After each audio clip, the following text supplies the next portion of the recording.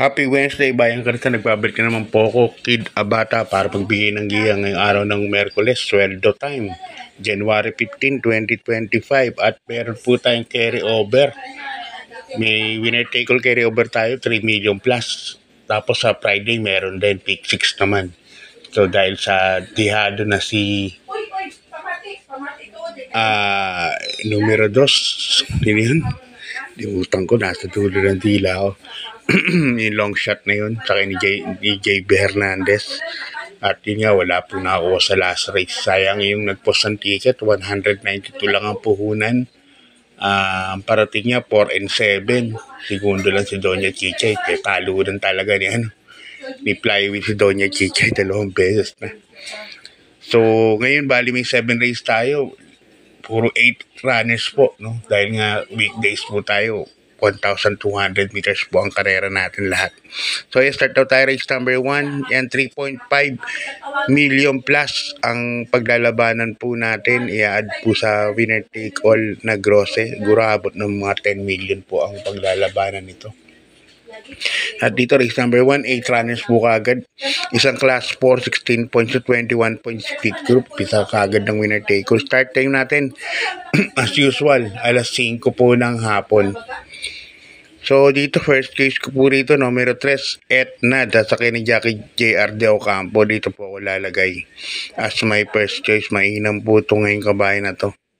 Second choice ko yung mababa na rin sa grupo rito, yung numero 6, na si Darna. Yan na, sila Chocolate Thunder, kalaban po nakaraan yan. Unang takbo, baka nagpatak lang po nakaraan. So, di ko malaki rin po ang panalo yan. Pero sa karera na to, apat po sila may panalo. Tingin ko 2, 3, 4, and 6. Pero sa tip ko 3 and 6 lang po. Okay, good luck Bayang Karita. Di pa tayo sa race number 2, sang rating base class 5. 5 points placers. At dito meron tayong 8 runners. Umpisa ng pick 4 from races 2 to 5. And ang first case ko, number 4, G's Favorite, sasakyan ni Jackie Ponjap Tabor. Na segundo to nakaraan, nabitin kay Golden 8 nakaraan, no? Tingin ko, laban na rin to si G's Favorite. Kaya dito po ako lalagay. Kasi parang nakita ko may lutsahan po magaganap sa race number 2. Chase the gold and let it sunshine. So, talagang mapapabor po ang laban dito sa numero 4, G's Favorite. Second choice ko, numero 6, Case the Gold. Ang sa kanila kasi Elad Vincula, may clue po distancing niya, 1,200. Magaling po yan pag pagka ganung maikli lang ang karera. Ganun din si Let It Shine, third choice ko. Kabayan ni Boss JC. Okay, good luck Bayang Karita. Lipat tayo sa race number 3, isang rating base class 4. 28 points to 33 points. And dito may 8 runners tayo. Ito parang pictures nga lang po yung paglalaban na ngayon dahil sa tingin ko ito po angat na angat po sa grupo, lutang na lutang. Numero 5, si Midnight Cat. Yan, sasakyan ni Jeffrey sa Gulaw Sarate. Si Midnight Cat po, segundo po yan kay Mano Dura. Ang kalaban sila Speed Fantasy, sila Taste yung kabayan ni SS Top 5 na Yun po ang mga kalaban yan, kaya napakalakas.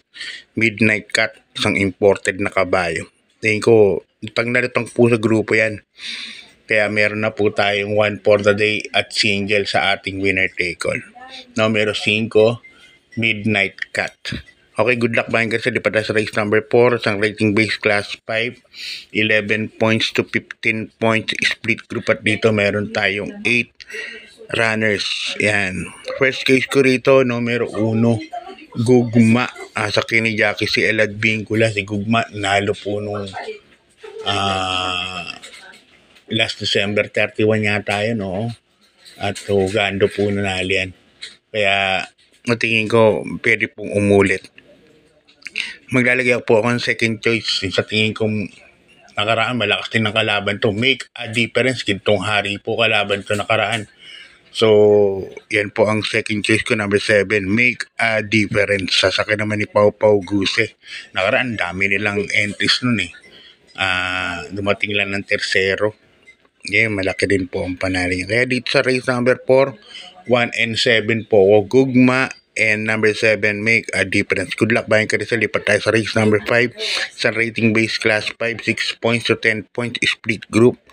At dito meron po tayong 8 runners. First case ko po rito, number 7, spaghetting pababa. Ayan, sasakyan ni Jackie Boji Henson. Lagi pong nasa timbangan tong kabayo na to. At sa tingin ko, ngayon maganda po yung numero niya kasi nakaraan mababa po yung numero niya. Ngayon nasa numero 7 siya. Baka may pesto kagad ni Boji to. At less traffic sa labas dadaan. Kaya para sa akin, first case ko yan. Second case ko, number 8, Sound of Silence. Sa Sound of Silence ngayon, naturuan ng sumunod. Nakaraan, segundo po ito. Pinaremate kay pass sailing, no? Kaya sa tingin ko, may chance rin po siya. Kaya dito sa race number 5, number 7, spaghetting bababa. Number 8, Sound of Silence. Good luck, Bayan Carisel. Lipat tayo sa penultimate race. Race number 6, ang rating base class 4, 16 points to 21 points split group. At dito meron po tayong 8 runners, no? First case ko, numero 3, Amor My Love, sasakyan ni Love Calieta. Bagong baba po itong sa grupo. Nakaraan, sila Runway 10 po kalaban yan. Hindi na masyadong ginalawan. Baka sana bigyan importansya ng Big Boss Kings to. Tingin ko malaki po ang panalo niyan. Second case ko, yung sa tingin kong mauuna rito, number 5, Extra Addition. Yan. Extra Addition. Sasakyan naman ni Jackie Kelvin B. Abobo. Gamay po ni Kelvin B. Abobo to. Okay, good luck, Bayang Karerista. Lipat na tayo sa last and final race. Race number 7. It's race number 7 natin. Isang rating base class 5. 11 points to 15 points. At dito meron tayong 8 runners, no? First case ko po rito, numero 3, Buhayang Bato, sasakyan ni Jackie Mark Alvarez. Balik 1,200 meters na naman ang karera. Mas tumakbo to pagka 1,200 meters. Tinalo niya si Polite Bell. May Polite Bell sa katawan niya. Kaya para sa akin, ito po ang horse to beat dito. Second case ko, number 6, Batang After 7. Sasakyan ni Jackie JL Sego Jr. Susubok naman sa bata. Hindi ko alam kung A.R. Ramos kung nasuspindi ng tuluyan o baka may suspendido pa rin siya. Hindi ko nakikita sa programa. Third case ko, ito pag nilaban, malaki po ang panalo, numero 8, Margo. Sasakyan ni Jackie Ponjap Tabor. Last race po ito.